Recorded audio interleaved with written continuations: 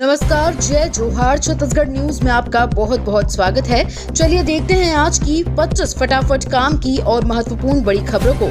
पर इससे पहले आप वीडियो को कहां से देख रही हैं, कमेंट में बताना बिल्कुल ना भूलें।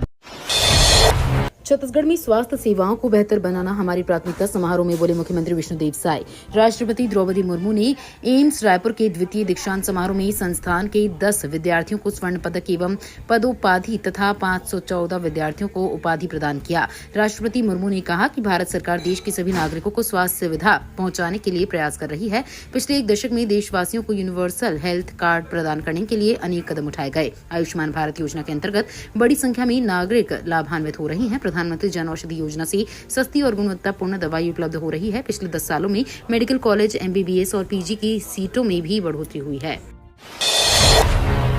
दीपावली में सुगम यातायात के लिए दुकानों के सामने होगी सफेद मार्किंग। कलेक्टर दीपक सोनी के निर्देश पर पुलिस, जिला प्रशासन एवं चेंबर ऑफ कॉमर्स के पदाधिकारियों के साथ बैठक हुई। बैठक में दीपावली पर्व के दौरान खरीदारी आदि करने के लिए ज्यादा संख्या में लोगों का बाजार आने जाने तथा ऐसे दुकानदार जो बिक्री के लिए कई सामान दुकान से बाहर रख दिए जाते हैं, लोगों के द्वारा 4 पहिया वाहन व मोटरसाइकिल आदि के माध्यम से मार्केट एरिया में भ्रमण किया जाता है, जिससे यातायात व्यवस्था में व्यवधान उत्पन्न होने की स्थिति को दृष्टिगत रखते हुए मार्केट एरिया में दुकानों के आगे सफेद लाइन की मार्किंग करने की बात रखा गया। छत्तीसगढ़ बनेगा medical hub, CM Vishnudeo Sai की घोषणा। एम्स में आयोजित कार्यक्रम में सीएम विष्णुदेव साय ने कहा, राष्ट्रपति द्रौपदी मुर्मू का छत्तीसगढ़ आगमन प्रदेश के लिए गौरव का दिन है। 3 करोड़ छत्तीसगढ़ वासी माननीय राष्ट्रपति महोदय जी का सहृदय स्वागत एवं अभिनंदन करते हैं। रायपुर एम्स का प्रस्ताव पूर्व प्रधानमंत्री परम श्रद्धेय अटल बिहारी वाजपेयी जी के कार्यकाल में पूर्व केंद्रीय मंत्री श्रीमती सुषमा स्वराज जी ने रखा, जिसके लिए जगह का चयन भी आदरणीय सुषमा जी ने किया और आज उसी जगह पर सर्व सुविधा युक्त एम्स संचालित है। केंद्र सरकार ने भेजी गाइडलाइन, दीपावली में इस बार प्रदूषण कम करने, ग्रीन पटाखों की हो बिक्री। राजधानी समेत राज्य भर में इस बार दीपावली में होने वाले प्रदूषण को कम करने के लिए केंद्र सरकार के नेशनल क्लीन एयर प्रोग्राम के तहत काम शुरू कर दिया गया है। केंद्र सरकार ने ये दीपावली के पहले ये गाइडलाइन सभी राज्यों के लिए भेजी है। इसके तहत आम लोगों के साथ ही पटाखा कारोबारियों को भी इस बात के लिए जागरूक किया जा रहा है कि दुकानों से केवल ग्रीन पटाखों की ही खरीदी बिक्री की जाए, इससे प्रदूषण कम होता है। दीपावली और छठ पूजा पर स्पेशल ट्रेनों की सौगात, रेलवे ने जारी सूची और टाइम। दक्षिण पूर्व मध्य रेलवे ने दीपावली और छठ पूजा पर यात्रियों की सुगम आवाजाही के लिए स्पेशल ट्रेनों का संचालन करने की घोषणा की है। इस वर्ष भारतीय रेल द्वारा 7,350 स्पेशल ट्रेनों का परिचालन किया जा रहा है। दीपावली और छठ के लिए 4 स्पेशल ट्रेनों का परिचालन किया जाएगा। इससे यात्रियों को कंफर्म टिकट के लिए परेशान नहीं होना पड़ेगा। इस वर्ष रेलवे ने विशेष ट्रेनों की संख्या में 64% की वृद्धि की है। पिछले वर्ष 4,429 फेरे लगाए गए थे, जबकि इस वर्ष प्रतिदिन लगभग 120 स्पेशल ट्रेनों का संचालन किया जाएगा। बड़ी खुशखबरी, दीपावली से पहले खेल मंत्री ने हितग्राहियों को सौंपी PM आवास की चाबी। प्रदेश की राजस्व एवं आपदा प्रबंधन, खेल एवं युवा कल्याण मंत्री और जिले के प्रभारी मंत्री टंकराम वर्मा ने नारायणपुर जिले के ऑडिटोरियम में आयोजित प्रधानमंत्री आवास मेले में शामिल होकर 2,463 लाभार्थियों को एक नए मकानों की चाबियां सौंपी। प्रभारी मंत्री ने अपने संबोधन में बताया कि प्रदेश में अब तक लगभग 7,000 मकानों की स्वीकृति दी जा चुकी है। इनमें से 2,463 मकानों का निर्माण पूर्ण हो गया है। प्रधानमंत्री आवास योजना के तहत प्रदेश में 18 लाख मकानों के निर्माण का लक्ष्य रखा गया है, जिसे आगामी 4 वर्षों में पूरा करने की योजना है। इन कर्मचारियों को नहीं मिलेगा बोनस, वित्त विभाग ने दिया ये कड़ा निर्देश। वित्त विभाग ने कड़ा पत्र जारी कर निगम मंडलों के कर्मचारियों को दी जा रही अतिरिक्त सुविधाओं पर आपत्ति जताई है। वित्त सचिव मुकेश कुमार बंसल ने इस संदर्भ में आदेश जारी कर सभी विभागों के ACS, PS और सचिवों को पत्र लिखकर इस पर रोक लगाने को कहा है। वित्त सचिव ने कहा है कि निगम मंडल, उपक्रम, स्वायत्त शासी संस्थाएं इत्यादि अपने कर्मचारियों को वेतन भत्ते एवं अन्य सुविधाएं राज्य शासन द्वारा दिए जा रही सुविधाओं के अनुरूप ही प्रदान करें। महतारी वंदन योजना की 9वीं किश्त जारी, राष्ट्रपति द्रौपदी मुर्मू ने बटन दबाकर किया ट्रांसफर। राष्ट्रपति द्रौपदी मुर्मू ने महतारी वंदन की 9वीं किश्त जारी कर दी है। छत्तीसगढ़ राज्य की 70 लाख महिलाओं को दीपावली से पहले 651.37 करोड़ रुपए रिमोट बटन दबाकर उनके बैंक खातों में ऑनलाइन अंतरित कर दिया है। नवा रायपुर स्थित पुरखौती मुक्तांगन में ये कार्यक्रम आयोजित किया गया। गौरतलब है कि छत्तीसगढ़ सरकार द्वारा महिलाओं के आर्थिक स्वावलंबन एवं सशक्तिकरण को बढ़ावा देने, उनके सामाजिक और पारिवारिक स्थिति को सुदृढ़ बनाने, लिंग विभेद एवं असमानता को दूर करने के उद्देश्य से महतारी वंदन नामक अभिनव योजना संचालित की जा रही है। बड़े स्कूलों में पढ़ेंगे श्रमिकों के बच्चे, 3 नई योजनाओं पर लगी मुहर। छत्तीसगढ़ की शायद सरकार लगातार विकास कार्यों को करने में जुटी हुई है। इसी के तहत प्रदेश की श्रमिकों के लिए भी कई काम किए जा रहे हैं। इसी में प्रदेश के अंदर अलग अलग योजनाएं चल रही हैं। श्रमिकों के बच्चे भी अब संपन्न परिवार के बच्चों के साथ बड़े स्कूलों में पढ़ाई कर पाएंगे। ऐसे में बच्चों के लिए विष्णुदेव सरकार राज्य स्थापना के अवसर पर 1 नवंबर से अटल उत्कृष्ट शिक्षा योजना शुरू करने जा रही है। इस योजना के साथ निर्माण श्रमिकों के लिए 2 नई योजनाओं का अनुमोदन किया गया। प्रदेश के 28 लाख निर्माण श्रमिकों के लिए विष्णुदेव सरकार 3 नई योजनाओं की शुरुआत करने जा रही है। पंजीयन विभाग की नई ऑनलाइन सर्च और नकल सुविधा से नागरिकों को मिलेगी राहत। मुख्यमंत्री विष्णुदेव साय की पहल पर छत्तीसगढ़ शासन द्वारा जनता को ज्यादा से ज्यादा सहूलियतें देने तथा उन्हें लाभान्वित करने के लिए कई सुधार कार्य किए जा रहे हैं। इसी कड़ी में वित्त एवं पंजीयन मंत्री ओपी चौधरी के निर्देशन में नागरिकों की सुविधा और पंजीयन प्रक्रिया में पारदर्शिता लाने के उद्देश्य से पंजीयन विभाग में ऑनलाइन सर्च और नकल की सुविधा शुरू की गई है, जिसके तहत अब संपत्ति संबंधी रजिस्ट्री की जानकारी और सत्यापित प्रति घर बैठे ऑनलाइन प्राप्त की जा सकती है। सड़कों से हटाकर इन आश्रय केंद्रों में रखे जाएंगे आवारा जानवर। आवारा पशुओं की देखरेख के लिए हर ब्लॉक में 2-2 पशु आश्रय केंद्र की स्थापना का निर्णय लिया गया। पशु चिकित्सालयों की मजबूती के लिए राशि की मंजूरी के प्रस्ताव का अनुमोदन किया गया। लगभग 5 वर्ष बाद पशु कल्याण समिति की बैठक कलेक्टर के निर्देश पर हुई। बैठक में दुर्घटना रोकने, सड़कों पर से आवारा पशुओं को हटाकर इनका पुनर्वास करने और पशु चिकित्सालयों की हालात सुधारने के लिए लगभग 47 लाख रुपए के बजट प्रस्ताव का अनुमोदन किया गया। शिविर में सभी को कलेक्टर ने नशा मुक्ति अभियान की दिलाई शपथ। सारंगगढ़ जनपद पंचायत के ग्राम गुड़ेली में अतिथियों के द्वारा जिला स्तरीय जन समस्या निवारण शिविर की शुरुआत सिंह सवार मां के चित्र के समक्ष दीप प्रज्वलित कर किया गया। ग्रामीणों ने अपने स्वास्थ्य का परीक्षण कराया। शिविर में हितग्राहियों को आयुष्मान पीएम आवास और लोन की राशि वितरित की गई। शिविर में सभी नागरिकों को कलेक्टर ने उल्लास और नशा मुक्ति अभियान की शपथ दिलाई। कलेक्टर ने सभी स्टॉल का निरीक्षण किया। वित्त विभाग के आदेश से इन कर्मचारियों को लगा झटका, सुविधाओं पर लगी रोक। राज्य के कुछ निगम मंडलों के कर्मचारियों को दी जा रही अतिरिक्त सुविधाओं पर वित्त विभाग ने कड़ी आपत्ति जताई है।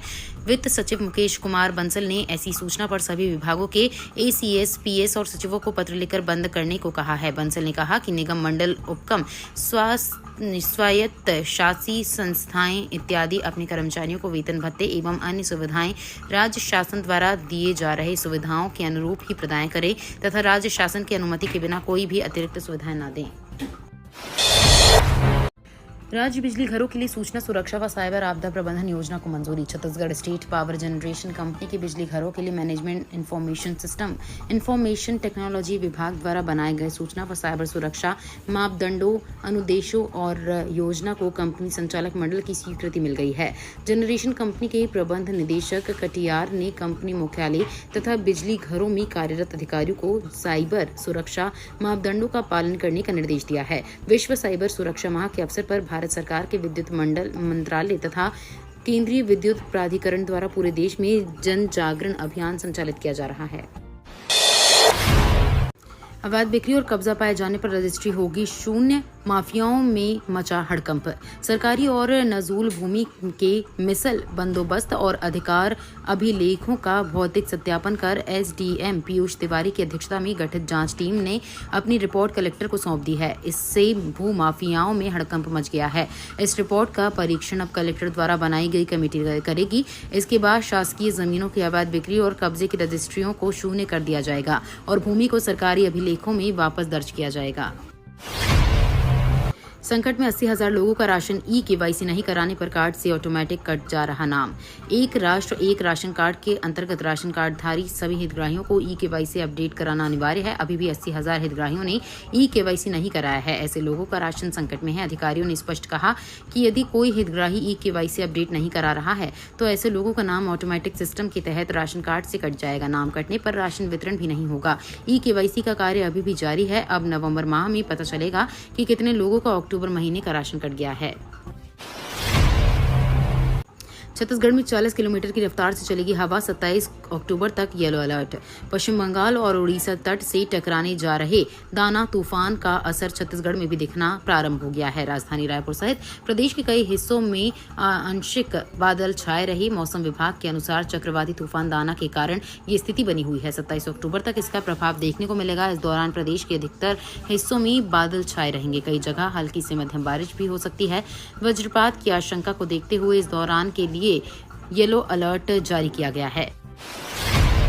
छत्तीसगढ़ में नहीं बिकेगा चिकन मटन, विष्णुदेव सरकार ने जारी किया आदेश। रायपुर नगर निगम ने 1 नवंबर 2024 महावीर निर्वाण दिवस के अवसर पर नगर निगम के पूरे क्षेत्र में मांस और मटन की बिक्री पर पूर्ण प्रतिबंध लगा दिया है।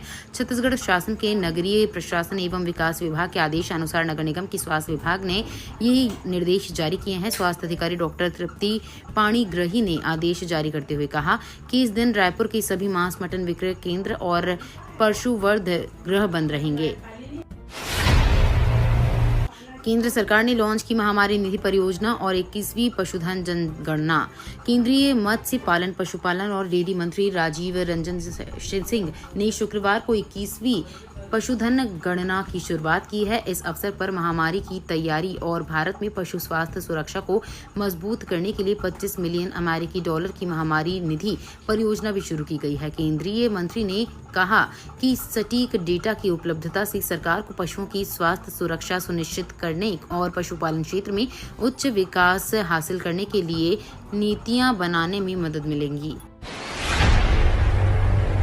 राहुल गांधी का केंद्र पर हमला, कहा जम्मू कश्मीर में एनडीए सरकार की नीतियां नाकाम। लोकसभा में नेता प्रतिपक्ष राहुल गांधी ने जम्मू कश्मीर में बढ़ते आतंकी हमलों पर केंद्र सरकार की नीतियों की कड़ी आलोचना की। उन्होंने सोशल मीडिया पर पोस्ट में कहा कि एनडीए सरकार की नीतियां कश्मीर में शांति और सुरक्षा लाने में पूरी तरह से विफल रही है। गांधी ने कश्मीर घाटी में शांति बहाली की जरूरत पर जोर दिया और सरकार से जल्द कदम उठाने की मांग की। राहुल गांधी ने गुलमर्ग में एक सेना के वाहन पर हुए हमले में सैनिकों की शहादत पर गहरा दुख व्यक्त किया। उन्होंने लिखा कि ये घटना बेहद दुखद है और उन्होंने शहीद जवानों के प्रति अपनी श्रद्धांजलि अर्पित की। भारत और चीन दोनों की सेनाएं हटी पीछे, जमीन पर दिखने लगा एलएसी समझौते का असर। भारत और चीन दोनों की सेनाएं पीछे हटने शुरू हो गई हैं। एलएसी एग्रीमेंट के बाद दोनों ही देश की तरफ से ये फैसला लिया गया है। डेमचोक और देपसांग मैदानों से भारत और चीन के सैनिक पीछे हटने की खबर है। विवाद के दौरान सबसे ज्यादा तनाव भी इन्हीं इलाकों को लेकर था। ऐसे में यहाँ सेनाओं का पीछे हटना एक बड़ी डेवलपमेंट माना जा रहा है।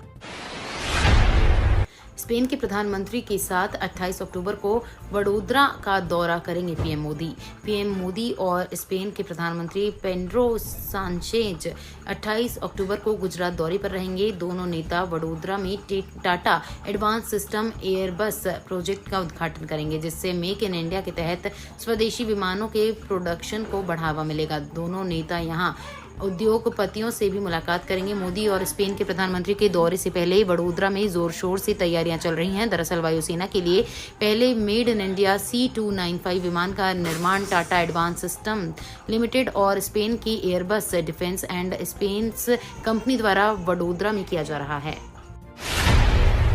विदेशी मुद्रा भंडार में आई भारी गिरावट। आरबीआई ने जानकारी देते हुए बताया कि देश का विदेशी मुद्रा भंडार 18 अक्टूबर को समाप्त सप्ताह में 6.16 अरब डॉलर घटकर 688.27 अरब डॉलर रहा। पिछले सप्ताह भी इसमें 10.746 अरब डॉलर की गिरावट देखी गई थी और ये 690.43 अरब डॉलर था। हाल में दिनों में मुद्रा भंडार में आई ये सबसे बड़ी गिरावट थी। पूर्वी लद्दाख में सीमा से हटने लगी भारत और चीन की सेना। भारत और चीन के बीच 21 अक्टूबर को एलएसी पर पेट्रोलिंग को लेकर हुए समझौते के बाद दोनों देशों की सेनाओं ने पूर्वी लद्दाख बॉर्डर से पीछे हटना शुरू कर दिया है। दोनों सेनाओं ने अपने अस्थायी टेंट और शेड हटा लिए हैं। गाड़ियां और मिलिट्री उपकरण भी पीछे ले जाए जा रहे हैं। पेट्रोलिंग के लिए सीमित सैनिकों की संख्या तय की गई है। ये संख्या कितनी है, इसकी अभी जानकारी सामने नहीं आई है। आधार कार्ड पर सुप्रीम कोर्ट ने सुनाया बड़ा फैसला। सुप्रीम कोर्ट ने एक मामले की सुनवाई करते हुए साफ कर दिया है कि आधार कार्ड को सिर्फ एक पहचान पत्र के रूप में इस्तेमाल किया जा सकता है और ये आपकी आयु के प्रमाणित करने का डॉक्यूमेंट नहीं है। सुप्रीम कोर्ट ने पंजाब और हरियाणा हाई कोर्ट के उस आदेश को खारिज कर दिया जिसमें मुआवजा देने के लिए सड़क दुर्घटना में जान गंवाने वाले व्यक्ति की आयु तय करने के लिए आधार कार्ड को स्वीकार किया गया। ये तो थी आज की बड़ी खबरें। अगर आपको न्यूज पसंद आई हो तो वीडियो को लाइक और शेयर करना बिल्कुल ना भूलें। धन्यवाद।